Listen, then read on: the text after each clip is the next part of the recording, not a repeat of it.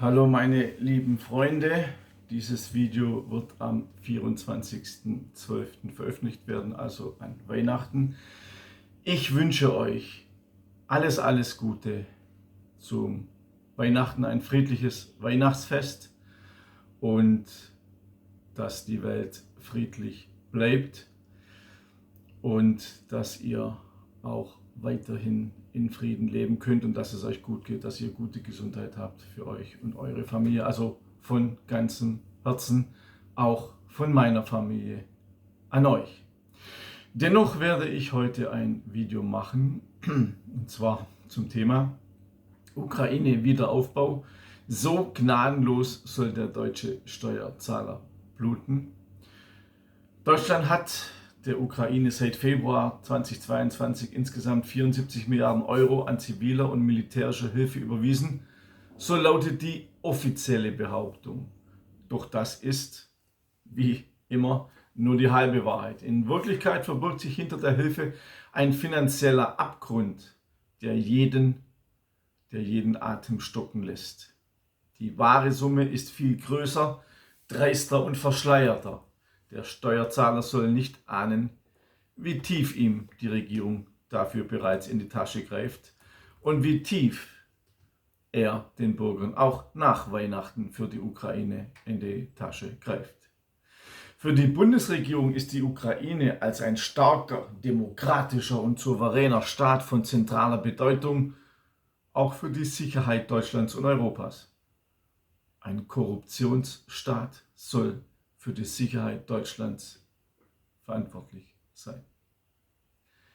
Funktionierende Strukturen in Gesellschaft, Wirtschaft und Regierung seien hierfür unabdingbare Voraussetzungen. Daher müsse der Wiederaufbau auch trotz des anhaltenden völkerrechtswidrigen Angriffskrieges Russlands bereits jetzt beginnen, so die Bundesregierung. Sie betont, dass sie den Wiederaufbau der Ukraine auch finanziell unterstützt. Klar, Deutschland zahlt alles auf der ganzen Welt, ist ja logisch. Diese Bemühungen würden die wirtschaftliche Transformation der Ukraine auch im Kontext des EU-Beitrittsprozesses fördern, was ebenso wirtschaftliche Kooperationsmöglichkeiten für deutsche Unternehmen schaffe. Gott bewahre, wenn die Ukraine in die EU kommt. Gott bewahre. Die Bundesregierung unterstützt die Ukraine im Rahmen der internationalen Zusammenarbeit ebenfalls dabei, die EU-Beitrittskriterien zu erfüllen, auch im Bereich der Rechtsstaatlichkeit und Korruptionsbekämpfung. Und berücksichtigt dies in Ausgestaltung der von ihr finanzierten Vorhaben. Also ich bin heute ein bisschen satirisch, heute ist ja auch Weihnachten. Deutschland hat der Ukraine seit Februar 2022 etwa 34 Milliarden Euro direkte zivile Unterstützung und etwa 40 Milliarden Euro militärische Unterstützung gewährt und es sollen noch mehr Milliarden kommen. Aber wie schon angesprochen, das ist nur die halbe Wahrheit. Noch während der militärischen Unterstützung werden bereits die Gelder für den Wiederaufbau in Stellung gebracht. Bei der sogenannten Wiederaufbaukonferenz im Juli 2025 gab der damalige ukrainische Ministerpräsident Denis Schmyhal an, dass nach dem Ende des Krieges Kiew nach eigenen Schätzungen umgerechnet mehr als 850 Milliarden Euro über einen Zeitraum von 14 Jahren für den Wiederaufbau benötigen würde. Die Bundesregierung geht hingegen nur von 500 Milliarden aus. Finanziert werden soll dies durch zwei Fonds. Der erste von Kiew verwaltete Fonds soll über beschlagnahmte russische Vermögenswerte im Ausland in Höhe von mehr als 460 Milliarden Euro finanziert werden. Dies ist aber aufgrund der Friedensinitiative durch Donald Trump fraglich geworden. Zum Zeitpunkt, als ich dieses Video gemacht habe. Ein zweiter europäischer Fonds mit einem Volumen von umgerechnet fast 400 Milliarden Euro soll auch über private Investitionen zustande kommen, bei dem neben etwa 60 Ländern sowie internationalen Organisationen auch private Unternehmen beteiligt wären. Ursprünglich sollte bei der Konferenz auch ein Fonds des weltgrößten Vermögensverwalters BlackRock vorgestellt werden, der jedoch zwischenzeitlich entschieden hat, sich aus der Finanzierung der Ukraine zurückzuziehen, weil angesichts der zunehmenden Unsicherheit über die Zukunft der Ukraine kein Interesse mehr bestanden habe. Ich sage dazu Korruption. Aus der Antwort der Bundesregierung, Drucksache 21-21-187, auf die Anfrage der AfD, Drucksache 21-14-69, ist Folgendes zu entnehmen. Zusammen mit internationalen Partnern in der EU und der G7 arbeitet die Bundesregierung daran, die Mittel für den Wiederaufbau zu generieren und auch die Privatwirtschaft in den Wiederaufbau einzubeziehen. Deutschland wird die Ukraine auch weiterhin politisch, finanziell, humanitär, zivil und militärisch unterstützen, solange es nötig ist. Die offiziellen Zahlen der Ukraine-Hilfe durch die deutschen Steuerzahler sind verfälscht und beschönigt, denn sie zeigen nur einen Teil des Geldes, das wirklich in das korrupte Regime nach Kiew fließt. Ich fasse hier die unglaublichen Zahlen für die Ukraine, die der deutsche Steuerzahler bisher ausgegeben hat und in Zukunft noch bezahlen muss, zusammen, inklusive bereits ausgezahltes Kapital und Kredite und Bürgschaften, die von der Ukraine sowieso nie wieder zurückbezahlt werden. Da bin ich mir absolut sicher. Bisherige zivile Unterstützung, ich habe schon gesagt, 34 Milliarden Euro. Bisherige militärische Unterstützung 40 Milliarden. Hilfen der EU insgesamt 144 Milliarden Euro. Davon Deutschland 23%, 33 Milliarden. Also diese 33 Milliarden, die wir über die EU an die Ukraine bezahlen, werden ja weggelassen normalerweise. Die Hilfe der Weltbank beträgt 70 Milliarden Euro und auch davon Deutschland wieder 4,4%, 3,1 Milliarden Euro. Wird auch weggelassen. Hilfe des Internationalen Währungsfonds 9,1 Milliarden Euro, davon zahlt Deutschland wieder 4,3%, also 0,4 Milliarden.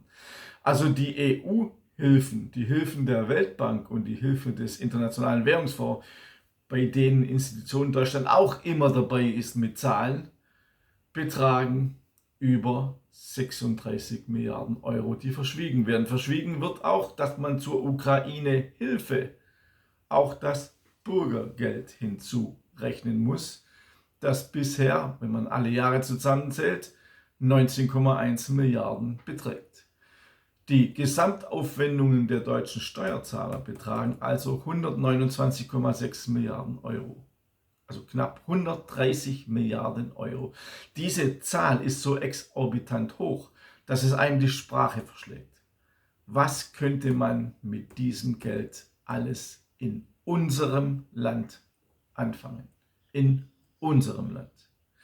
Wir erkennen daran, nur ein kleiner Teil der Finanzhilfen für die Ukraine wird öffentlich gemacht, aber in Wirklichkeit ist es fast das Doppelte. Die Strategie dabei ist, immer nur kleine Stücke zu präsentieren, sodass der Gesamtüberblick fehlt und der deutsche Michel nicht noch wütender wird. Die Wahrheit ist also ein politischer Sprengsatz, der alles in den Schatten stellt, was offiziell zugegeben wird. Deutschland zahlt viel mehr, als irgendjemand öffentlich eingesteht und irgendein anderer auf der Welt. Und die Bürger sollen nichts davon merken, nichts wissen und nicht aufbegehren. Doch es kommt noch schlimmer. Die Ukraine ist ein Fass ohne Boden. Das wissen wir aus der Vergangenheit. Diese 130 Milliarden, die wir bezahlen müssen, sind erst der Anfang. Zu den Hintergründen des Krieges habe ich verschiedene Publikationen verfasst. Schlachtfeld Ukraine, Angriffs- oder Präventivkrieg und Schlachtfeld Deutschland, wie unsere Regierung unser Land in den Krieg trägt. Diese beiden Broschüren zusammen, 200 Seiten, über 200 Seiten, bekommt ihr kostenlos unter dem Link info@konservative.de. Er ist unten angegeben. Und in diesem Zusammenhang auch mein Buch über den 2+4-Vertrag und was passiert, wenn Putin diesen Vertrag kündigt. Was passiert dann mit Deutschland? Auch in diesem Buch. Und wenn wir schon dabei sind, mein neues Buch, Deutschland muss vernichtet werden, das hohe Wellen schlägt. Die ersten Auflagen sind bereits verkauft. Die Leser überschütten mich, was mich sehr freut, mit Lob. Dieses Buch, ihr seht es auch im Hintergrund, ist ein Andenken an unsere Großeltern, für die Massenmorde, für die Grauen, die sie erleben mussten.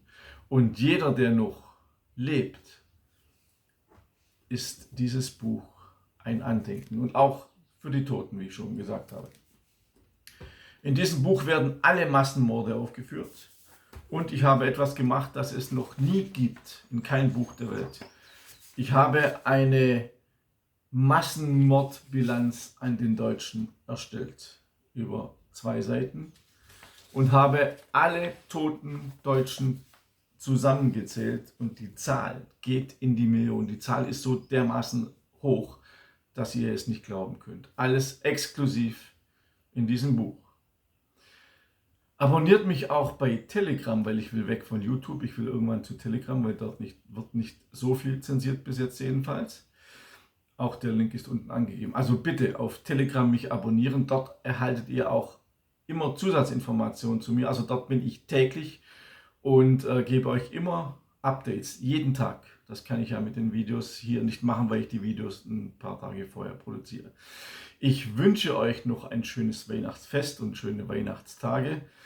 Und auch ich werde bei meiner Familie sein. Deshalb mache ich in diesen Tagen nur jeden 2. Tag ein Video. Ich bitte um Verständnis. Ich wünsche euch alles Gute. Bis zum nächsten Mal, euer Michael Grant.